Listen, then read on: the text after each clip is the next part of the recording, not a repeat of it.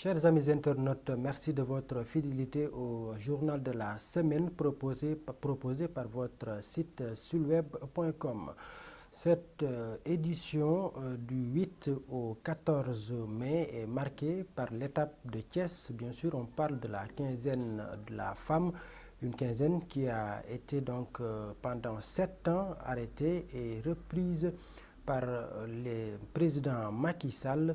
Une initiative saluée par les femmes à travers le ministre de la Femme, de la Famille et de l'Enfance. Le ministère de la Femme, de la Famille et de l'Enfance a consenti des investissements structurants dans la région de Thiès au bénéfice des femmes. À ce titre, le Centre départemental d'assistance et de formation pour la femme, CEDAF, de Thiès a été construit et équipé de matériel moderne de production.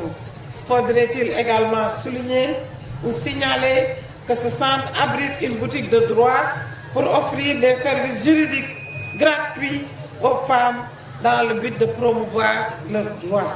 Ces réalisations contribuent largement à la mise en œuvre du plan Sénégal émergent, d'une part, et d'autre part, de l'objectif 5 du développement durable consacré à l'égalité des sexes et l'autonomisation des femmes. Le directeur général de la SONES, sur invitation du député Abdou Mbow, a effectué une tournée dans les quartiers de Thiès, des quartiers qui ont des problèmes d'eau, des quartiers où les femmes vivent le calvaire si elles veulent se procurer du liquide précieux.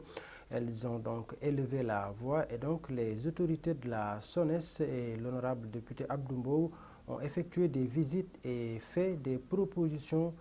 Nous suivons le directeur général de la SONES. Nous sommes rendus ce matin avec nos équipes pour leur apporter les solutions que nous comptions mettre en œuvre. Ces solutions tournent autour de l'implantation de quelques bornes fontaines déjà pour les quartiers qui sont complètement dépourvus de réseau d'eau. Il s'agit des cas de Amarlo, de Wazila principalement et dans une moindre mesure de Selmak. Des délais de 15 jours Les bornes fontaines à cœur Amarlo, la borne sera mise en place d'ici à 15 jours, Inch'Allah, et l'ASDE s'y attelle à un travail dans ce sens.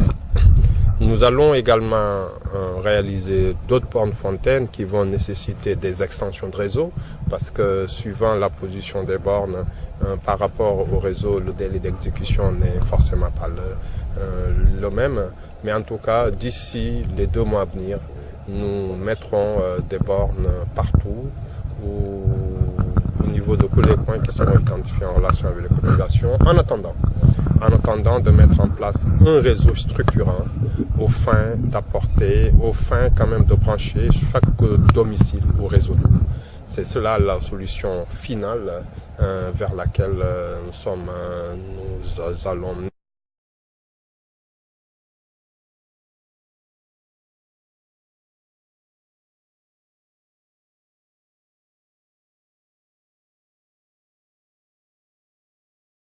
Pour le député Abdou Mbow, cette visite montre la volonté des autorités à satisfaire les préoccupations des populations, même si parfois les décisions prises tardent à être exécutées. Et nous voudrions ici remercier le directeur général de la SONES, la SDE, mais aussi les équipes qui les ont accompagnés. Pourquoi on le fait? C'est vrai que le directeur de la SONES, M. Charles, fait son travail. Mais nous ne cesserons jamais de dire que certes c'est le président de la République aujourd'hui qui définit la politique de la nation, c'est lui qui a la vision, mais il s'appuie sur un gouvernement pour quand même l'exécution de cette vision.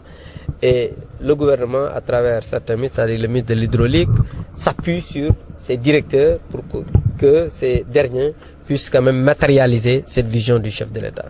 Donc, ceci nous pousse à dire que le directeur de la SONES est aujourd'hui en train de faire son travail. Pourquoi? Parce qu'à chaque fois qu'on fait appel à lui, il mobilise toutes ses équipes pour venir soulager les populations. Après les syndicats de l'enseignement, c'est au tour des centrales syndicales de se préparer pour les élections de représentativité. C'est dans ce cadre que la CNTS et Mody Guiro ont démarré leur campagne à Thiès. D'abord, je voudrais dire que nous avons choisi Thiès pour démarrer notre campagne officiellement, parce que Thiès est une ville pleine d'histoire, histoire syndicale, et on se souvient déjà des luttes âpres menées par les cheminots dans cette belle ville de Thiès. Mais également Thiès, c'est la ville où j'ai commencé à assumer, la région dans laquelle j'ai commencé à assumer mes premières responsabilités. Donc entre Thiès et la CNTS, il n'y a pas seulement une relation syndicale, mais également c'est une relation assez particulière. C'est pourquoi nous sommes là aujourd'hui, pour nous entretenir avec nos camarades à l'occasion de ces prochaines élections de représentativité qui seront convoquées le 30 mai prochain. Échanger avec les militants et militantes de la Confédération nationale des travailleurs du Sénégal, mais au-delà, tous ceux ou celles qui ont une sympathie pour notre confédération. Je voudrais remercier très sincèrement le bureau de l'Union régionale CNTS de Thiès, son secrétaire général Mamadou Mbodj et l'ensemble des militants et militantes pour leur accueil chaleureux, leur mobilisation, mais également leur engagement pour qu'au soir du 30 mai prochain, qu'une large victoire soit attribuée à notre. L'AFP et l'APR, à travers leurs leaders, sont plus que jamais décidés à cheminer ensemble pour les prochaines législatives. C'est en tout cas l'image affichée par les responsables départementaux des deux formations politiques à Thiès lors d'un grand rassemblement régional initié par l'AFP à la promenade des Thiessois. Le Sénégal a grandement besoin du président Moustapha Niasse, aujourd'hui plus qu'hier. Pourquoi? Le président Moustapha Niasse, dès l'instant qu'il s'est engagé à accompagner monsieur le président Macky Sall, jamais on n'a entendu une fausse note entre les deux. En témoigne tous ceux-là qui sont avec lui et qui sont en train d'accompagner monsieur le président Macky Sall. Alioune Sarr, qui a plus que jamais lui aussi renouvelé sa confiance à Moustapha Niasse, a décliné l'objectif de l'Alliance des forces du progrès pour les législatives à venir. Dans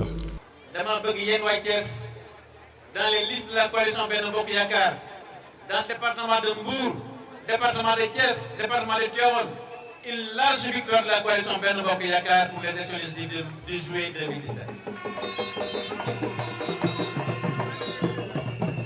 Camarades de l'AFP et de la coalition Benno Bokk Yakaar, les élections législatives qui auront lieu le 30 juillet 2017 constitueront pour nous le premier tour de la présidentielle de 2019. 2019, nous devons accorder au président Macky Sall un deuxième mandat pour une élection, victoire au premier tour de l'élection présidentielle 2019. Alioune Sarr, qui est aussi le ministre du Commerce, a défendu un bilan positif du président Macky Sall qui, à l'en croire, doit avoir un deuxième mandat en 2019 et ce, dès le premier tour. Durant cette semaine écoulée du 8 au 14 mai, sur le plan politique, Hélène Tine a officiellement annoncé son départ de la coalition Benno Bokk Yakaar pour rejoindre la coalition Manko Taxawu Sénégal. Je confirme effectivement que nous avons décidé, mes amis et moi, qui sommes membres du mouvement pour un Sénégal d'éthique et de travail, de rejoindre Manko Wattu Sénégal à travers Initiative 2017. Pourquoi? Je dois dire qu'en tant que parlementaire, membre de la majorité, en 2012, nous avions des défis à relever. Nous avions pris des engagements vis-à-vis du peuple sénégalais. Des engagements pour aller engager les ruptures attendues par le peuple. Des engagements pour transformer la gouvernance parlementaire et mettre l'éthique au cœur de notre action en tant que parlementaire. Le constat aujourd'hui, à la fin de cette législature, et je pense que c'est un constat partagé par tous les Sénégalais, et je pense que la décision du président du groupe parlementaire de la majorité de jeter l'éponge avant même la fin de la législature le confirme, et que nous avons échoué. La majorité a lamentablement échoué, alors que le peuple du 23 juin avait pensé que nous allions remettre l'Assemblée à l'endroit. Face à cela, est-ce que nous allons continuer avec Benno Bokk Yakaar pour renforcer ce qui est déjà mauvais? Ou nous allons essayer de voir comment aller vers une large alliance pour rééquilibrer les forces au niveau du Parlement. L'administrateur de l'APR, Pape Maël Thiam, était à Khombol où il a invité l'opposition au respect des institutions républicaines. Il est également revenu sur le retrait des cartes d'identité CEDEAO. Lorsqu'il s'agissait d'enrôlement pour les cartes d'identité et pour l'inscription sur les listes électorales, aujourd'hui, il peut advenir que le ministre de l'Intérieur ait un certain nombre de difficultés, mais je pense que d'ici là, ça va rentrer dans l'ordre. Il ne faudrait pas du tout que l'opposition verse dans ce pessimisme-là. Non, il faudrait que l'opposition sache que des régimes ont organisé des élections et ont perdu. Le régime de Abdou Diouf a organisé des élections et il a perdu. Le régime de Wade a organisé des élections et il a perdu. Et ce sont sur ces mêmes bases que nous envisageons d'organiser les élections. Il faudrait que les gens aient confiance au ministre de l'Intérieur. Et je pense qu'un certain nombre de suspicions ne s'expliquent que par la faiblesse de l'opposition. C'est ça, parce qu'en fait, les gens veulent anticiper sur l'explication de leur défaite. Mais nous ne les laisserons pas faire. Nous respectons l'opposition. Il faudrait également que l'opposition nous respecte et respecte le pouvoir, respecte nos magistrats, respecte les ministres, respecte le président de la République et élabore des programmes qu'ils expliquent auprès des Sénégalais, qu'ils essayent de convaincre des Sénégalais que de chercher des explications d'avant-garde de leur défaite de demain. Ce n'est pas responsable. Ce n'est pas parce qu'il y a eu des retards dans la distribution des cartes qu'on va crier aux voleurs. Non, ce n'est pas vrai. Ce n'est pas responsable. Il faudrait que l'opposition sache que l'électorat sénégalais est un électorat intelligent. Le représentant de la Ligue des imams et prédicateurs du Sénégal à Thiès a interpellé dans cette semaine les politiques. Il leur demande de préserver le calme et la paix en vue des législatives, même si les enjeux sont importants. À comprendre que l'action politique, ce n'est pas d'accéder au pouvoir, mais c'est plutôt d'éduquer. Donc